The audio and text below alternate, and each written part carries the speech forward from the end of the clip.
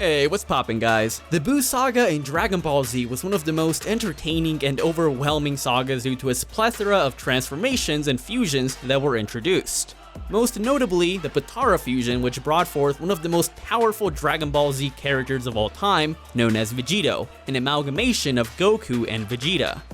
However, originally, Vegito wasn't even supposed to show up because Goku had planned to fuse with Gohan in order to face off against Buuhan. So what if Gohan didn't screw up and actually caught the damn earring? Would the fusion between him and Goku have proven to be more powerful than Vegito, or would it have been in fact a lot weaker? Well, I decided to reanalyze the manga, the anime, and a menagerie of guys that might give us an answer. So without further ado, let's go ahead and jump right in. First and foremost, we have to address the individual power between Gohan in comparison to Goku, Vegeta, and Gotenks within the majority of the Buu saga. Real quick though, I want to address the elephant in the room regarding a recent V-Jump scan that implied that Buu, once he absorbed Gohan, gained power quote-unquote on par with Super Saiyan 3 Goku, which could not be any more wrong due to several statements and simple scaling within the series. For starters, although Super Saiyan 3 Goku could have beaten up Fat Buu with some difficulty, the gap between the both of them wasn't too substantial. Goku even tells Fat Buu that someone stronger than him would come to fight him in the future, in which he was obviously referring to Gotenks. The Daizenshu and El Manga Legendario, two officially licensed Dragon Ball guides, give us further proof that Gotenks, after training in the hyperbolic time chamber in just Super Saiyan, has surpassed Vegeta and the others in power. Although Gotenks can clearly be argued to be more powerful, we'll say that, just to lowball, that Super Saiyan Gotenks post-hyperbolic time chamber training is at least equal to Super Saiyan 2 Vegeta, who, as stated in the guides, has power on par with Super Saiyan 2 Goku. Obviously, Goten and Trunks have mastered Super Saiyan, which offers a larger multiplier and greater control than the standard Grade 1 Super Saiyan, but we'll ignore it for now for simplicity's sake. Gotenks then obtains Super Saiyan 3, which according to the Super Exciting Guide, the official multiplier for Super Saiyan 3 is 8 times of Super Saiyan. So Super Saiyan 3 Gotenks would be at least 2 times more powerful than Super Saiyan 3 Goku, which makes sense because he was fighting on par with Super Buu, who later on in the saga Goku stated to Vegeta, "Yeah, I don't think we're gonna be able to fight this dude, he is still too powerful for us," and Goku even implied that they might need Potara to face off against him. Not to mention that in El Manga Legendario, it is stated that Gotenks as a Super Saiyan 3 had clearly surpassed his parents. Now, I do want to make it quite clear that there's like a whole complicated clusterfuck of information and arguments in favor and against Super Buu or Kid Buu being the most powerful Buu, but that'll be a topic for another day. I just want to make it quite clear that due to the guides and scaling, that Super Saiyan 3 Gotenks is at least more powerful than Goku and Vegeta prior to the battle against Kid Buu. Once the other Kai starts dancing around Gohan while reading some degenerate manga like One Piece, okay guys, it's a joke, relax.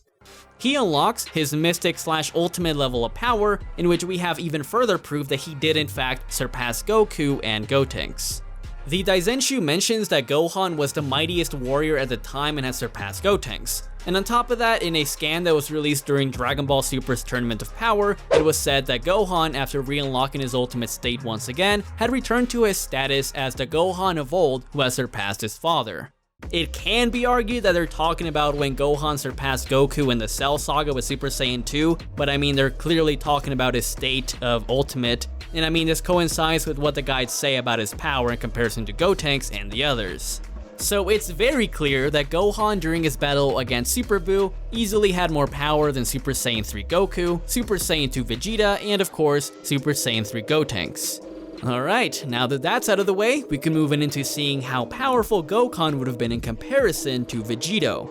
One of the mild misconceptions regarding Vegito is that one of the main reasons for him being so powerful was due to a rival boost, but to be real with you chiefs, there is really no concrete proof that the rival boost is even a thing to begin with, apart from 2 pieces of information. For one, it is said by the Elder Kai in the manga and the anime that Vegito was very powerful, not only because he is formed of 2 of the most powerful warriors in the universe, but also because they push themselves as rivals. On top of that, according to Akira Toriyama, although anyone has the potential to fuse with another individual, those with more compatibility or synchronization would have better results with fusion. It could make sense though, since Goku and Vegeta are synchronized on the behalf of competition, as they are literally trying to surpass each other throughout the entire series, especially in Dragon Ball Super and beyond.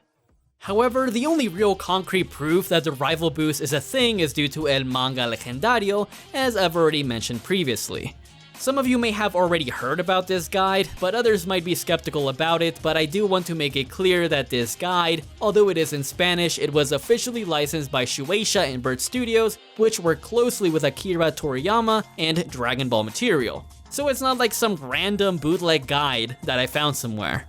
This is where Gokhan comes in because this hypothetical fusion was directly mentioned in this guide, where it is said, surprisingly enough, that even if Goku and Gohan would have fused, simply due to them not being rivals, that they perhaps wouldn't have been as powerful as Vegito.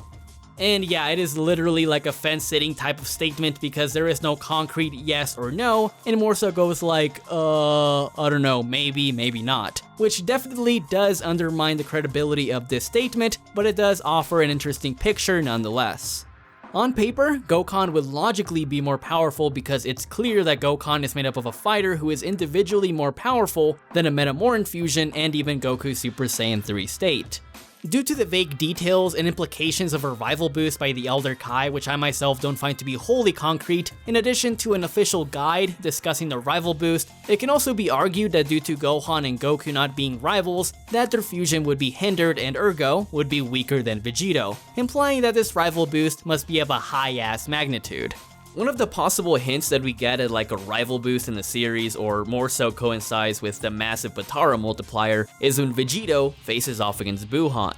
Prior to the fusion, Goku tells Vegeta that the potara fusion would multiply their powers together, which coincides with the super exciting guide saying that the potara fusion is A times B, or in other words, the battle power of A is multiplied with the battle power of B. Even though enraged Buuhan managed to somewhat push Super Vegito into exerting more power, in general the fight was like a really huge stomp in his favor, and I mean Vegito even said to him, hey, don't feel too bad, even I'm surprised at how powerful I've become. So even though Goku and Vegeta knew that their powers would be multiplied together, they were still massively surprised at how powerful they really were, and this is more so attributed to the massive multiplier the potara gives them, but maybe it could imply that there's like a little bit of an extra boost in there. Then again, it's not too far-fetched because we can also compare the relationships between the two pairs in Dragon Ball Super that also performed Potara Fusion. Although Goku Black and Zamasu were partners in crime, they didn't really seem to have like a rival type of relationship and honestly seemed to be more cooperative and had a sense of equality between the two of them.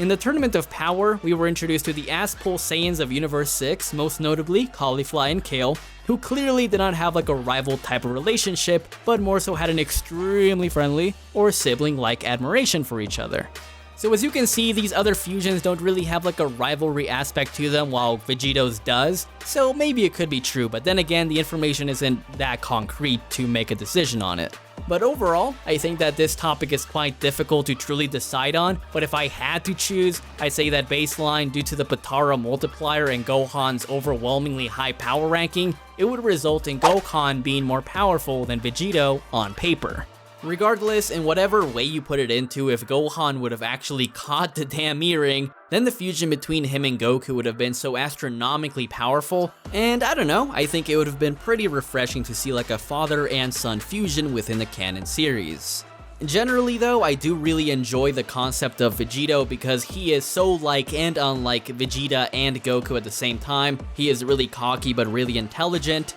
and he is more than just a fusion, he is really his own entity, and what makes him special is that he doesn't appear every single episode like Ultra Instinct and Dragon Ball Heroes. On the other hand, I think Gokhan would have been more serious, he wouldn't have been like as cocky or as clowny as Vegito, but regardless, I think it would have been really refreshing to see that, and I mean, I don't know why Dragon Ball Heroes hasn't done it yet, they've done literally everything, but yeah, I think that's all I have to say on that. But hey, what do you guys think? Which fusion do you believe would be superior and why? I really hope that you guys enjoyed this video, as I haven't done any Dragon Ball Z videos in a minute. I will be doing a video in the future regarding who is the strongest Buu, and I know that a good number of you might already have a good idea about who truly is the strongest one, but you'd be surprised at how much information there is out there that can offer a different perspective. Other than that, thanks a lot for watching, and I'll catch you thotties next time. Peace out.